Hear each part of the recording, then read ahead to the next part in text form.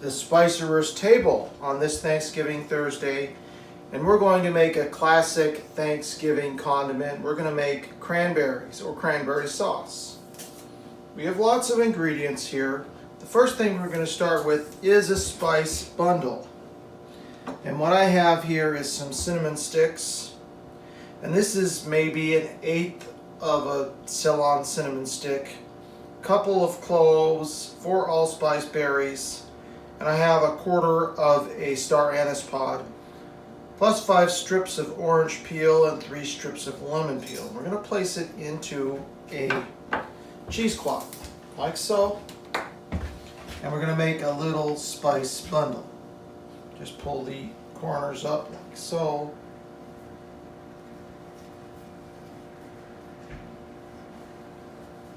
Take one of the ends and we're just going to twist it carefully.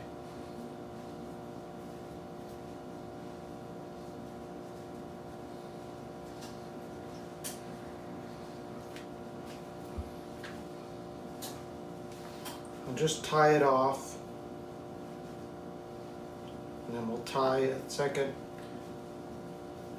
loop here. And there's our little bundle. And we're going to drop it into a non-reactive saucepan. I have here heavy enameled cast iron saucepan, but a heavy stainless steel saucepan will be fine. Make sure it's non-reactive. And we're going to put in here 1.25 cups of water, plus the juice from the whole orange. And I've used a Cara navel orange because that's the one I like.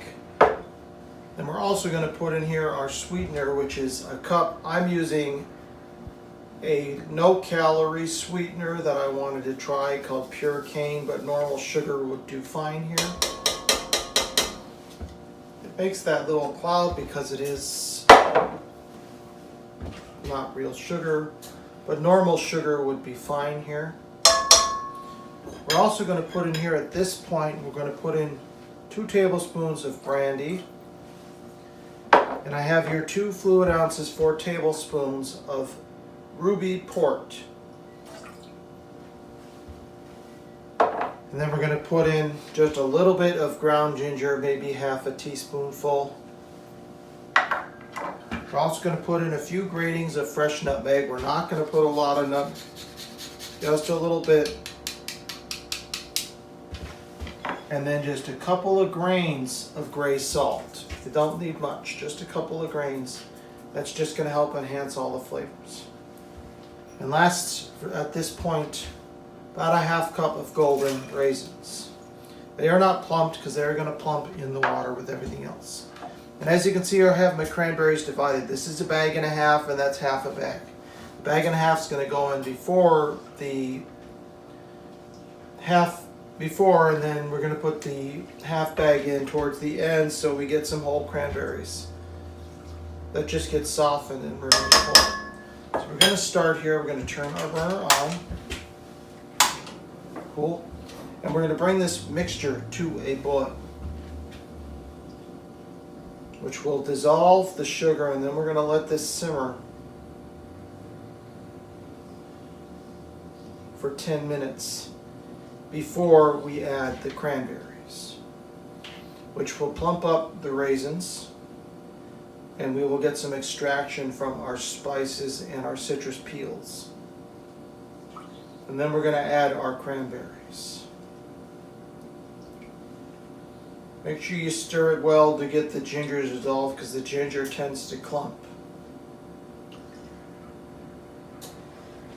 If there's a spice in here that you don't like, you can omit whatever you like. This is not a recipe set in stone, so it's very important that you do what you like. If you don't like lemon peel or you can't have citrus, then remove the citrus. If you love the taste of orange, you could replace the brandy with Grand Marnier. If you don't like port, you could use another fortified wine. You could even substitute, if you had to, you could substitute late harvest red wines like a late harvest Zinfandel or similar wines of that type. You could even substitute late harvest white wines if you really wanted to. It all depends on your taste.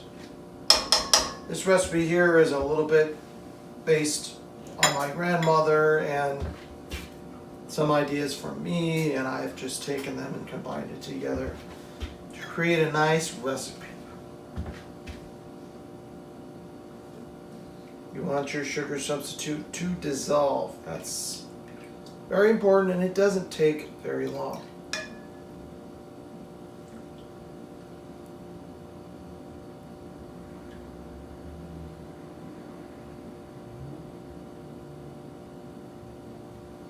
I see a little twig from the raisins, so I'll remove that. If you don't want to put raisins in here, you don't have to. You could put regular raisins or sultanas. You could use dried cranberries to boost the flavor. Just make sure you try and find dried cranberries that aren't sweet. Most dried cranberries are sweetened, and it doesn't taste the sweetened dried cranberries. I don't like them because they have that extra bit of sugar. So just continue to stir. Now we know it's all dissolved. And now we're just waiting for it to come to a boil. And then we're going to let it simmer for 10 minutes before we add our first dose of cranberries.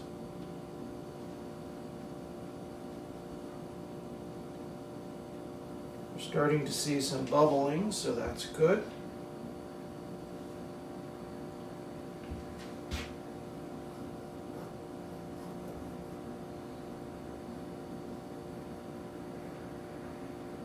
This almost looks like mulled wine.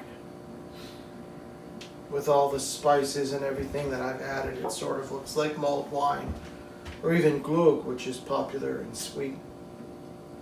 The spices that we use today, I used not very many spices today, and didn't go very heavy on the spices because we're making Thanksgiving cranberries, which are more lightly spiced, because you really want the cranberry to stand out. But for Christmas cranberries, which I might do a recipe this year and make some Christmas cranberries to show everybody, which is great for game meats and different things of that nature. They are more highly spiced and depending on the recipe that I use, because recipe changes, has more dried fruit in it at Christmas as well. So stay tuned for that. But this one, we want to keep it nice and more lightly spiced. If you don't like the spice taste, you could leave it out. You could just put the orange and lemon peels, and you could just toss them into the pot, just making sure to remove them before cooling down your cranberries. But I like that little bit of spice in here. It's nice. And if you think it's unusual putting salt in this recipe, it is not. The salt helps in this recipe to enhance the flavors. You just need a tiny bit. It's the same with desserts. There's always salt in desserts, no matter what you're making. Now we have reached a boil here. I'm going to try and tilt the pan here. You probably won't be able to see it, but I can see the bubbling here. So I'm going to turn this down.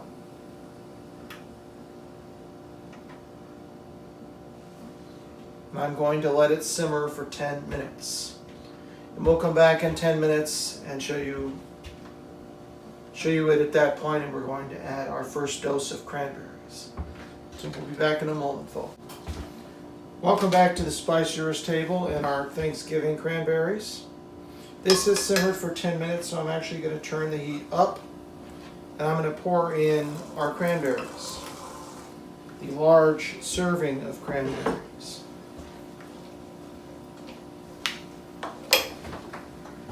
The last one there, but it's okay. Now these are going to have to now cook.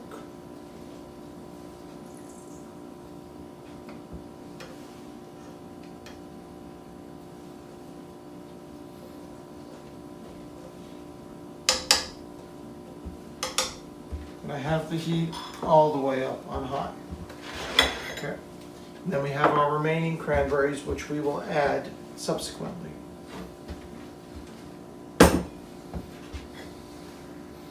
This has to come back to a boil.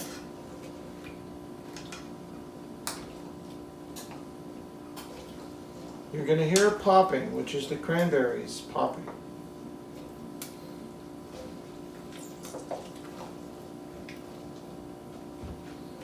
The cranberries burst open, which is what you want.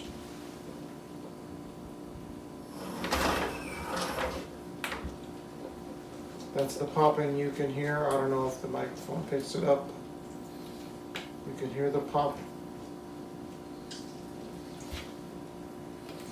You just want to keep an eye on it.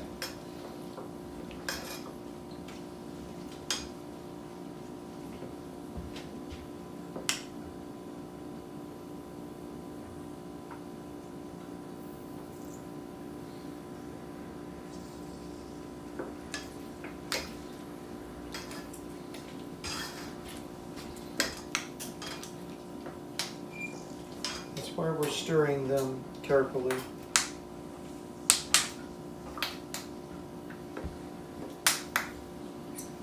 You can use frozen cranberries for this. They'll just take a little bit longer to cook because they'll have to defrost. But I found the fresh cranberries, which are nice.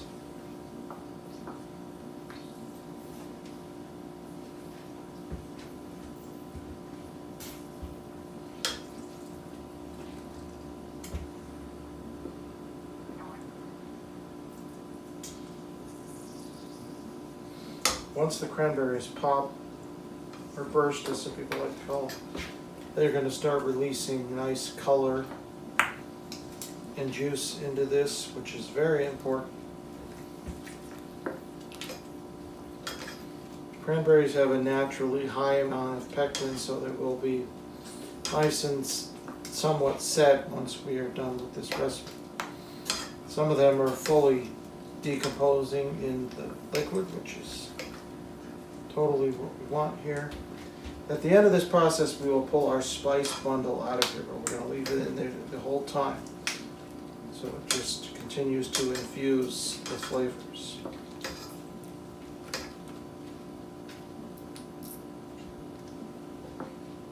When this mixture comes back to a full rolling boil, it will then, the process will be a lot faster.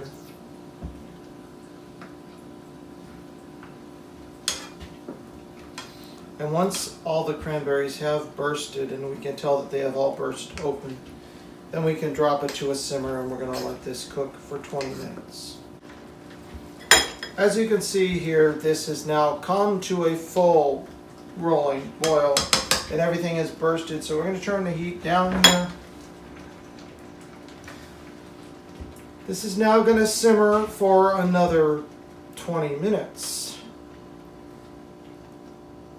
We're going to let this simmer for 20 minutes, which thing to cook down. And then at that 20-minute mark, we're going to stir in our last remaining dose of cranberries.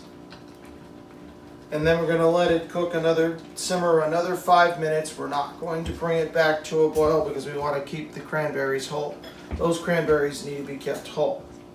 They will soften a bit in our liquid here, but we're going to keep them whole in this process. So now we're just going to let this cook, and we'll be back in 20 minutes. Welcome back to the Spicerer's table. And these cranberries have been cooking for about 15 minutes here. And I have, as you can see here, I've put this on a flame tamer so the heat is more even here. And what I'm going to do here is I'm going to stir in our remaining bit of cranberries into our cranberry sauce.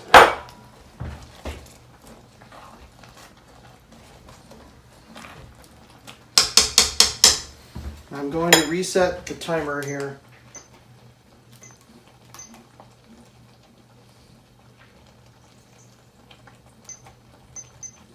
For 5 more minutes, but I'm just going to leave it at a simmer. I'm not going to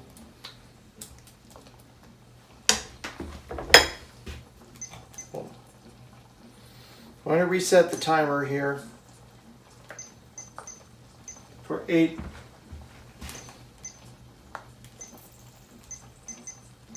Resetting the timer for 5 more minutes, and that'll be just enough time for the rest of the cranberries to pop and to soften. I'm going to pull out at this point our spice bundle here. Just be careful, it is really hot. Okay.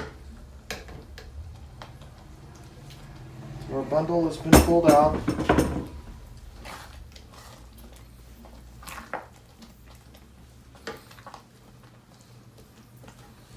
And we're going to keep stirring here.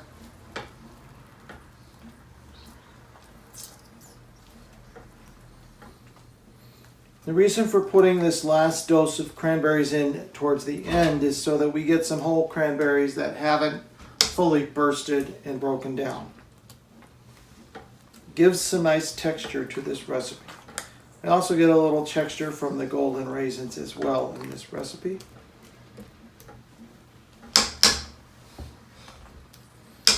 I also now have a tasting spoon out because we do need to taste this.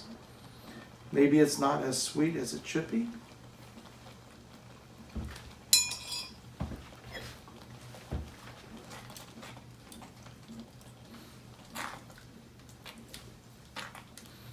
It's lovely. Got a nice sharp cranberry flavor. It's not overly sweet, but it's going to be a perfect balance to the richness of the turkey and the gravy.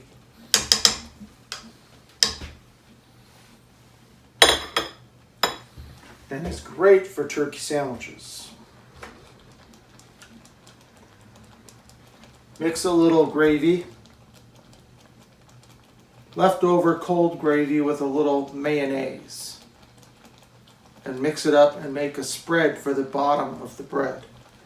Spread the bottom of a nice hearty grain slice of bread, and then layer on some turkey, maybe a little thin layer of stuffing, and then put some greens, and then on the top some of these cranberries on the top, piece of bread, and then seal, and then there you go. You'll have one of the best leftover sandwiches. And you could call the spread on the bottom gravioli, like a gravy aioli. Would be delicious and a nice way to use leftover gravy. And it turns it into a spread. You could just put gravy on the bread, but it gives you a little creaminess and richness when you mix it with the mayonnaise.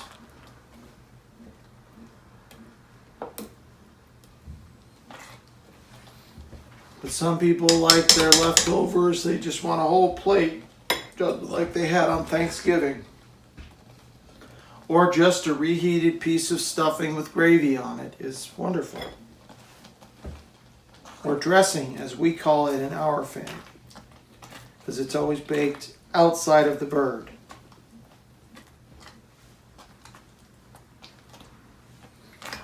It's a perfect consistency in this sauce. And that is due to the use of cranberries. Cranberries are high in pectin, so you don't have to add any extra pectin. If you were making something similar, but you're using a mixture of dried fruits and you weren't using any fresh cranberries, then you may want to add some pectin of some kind. But this is perfect.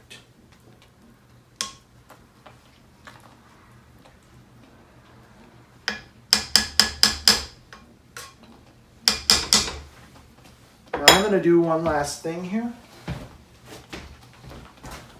just to brighten everything up.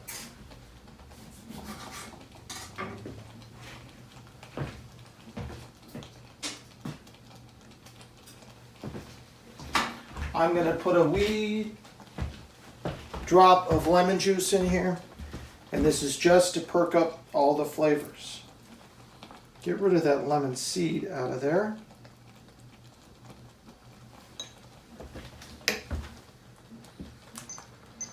Our timer has just buzzed. So I'm just going to stir in that drop of lemon, a bit more here. And we're putting it in at the end just for the freshness. And now I'm going to pull it off the heat.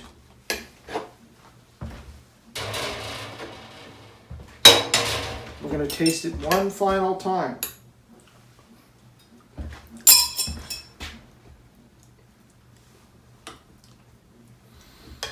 And it's lovely stuff. And as you can see, I have changed the camera angle here. And that is important because it allows you to see what we're doing. Now I've got the famous dish of my grandmother's that she always used to serve her cranberries in. It's a dish she got at Gump's many, many years ago. It might have even been a gift. But we're just going to spoon into the dish. And we're going to let this cool on the countertop. And I'm going to leave a spoon in here so I can give it a stir every so often so that this cools completely. Once cooled, it can then be refrigerated.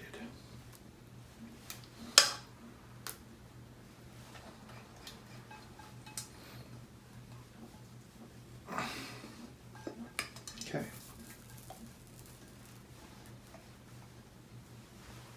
So I will leave the spoon in here, being careful not to disturb the sides of this dish.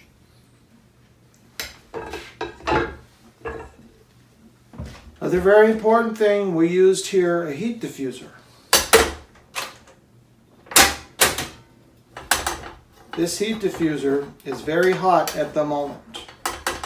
So I'm going to place this on a non-working stovetop burner. Once this is cool, then it can be put away, but just put it on a non-working burner and it will be perfectly safe. And this is a cranberries story for today. Today we made Thanksgiving cranberries. During the Christmas holiday, I will show you how to make Christmas cranberries, which have a bit more highly spiced and more flavorings added to them. I hope you enjoy this recipe. And peace out and keep it real.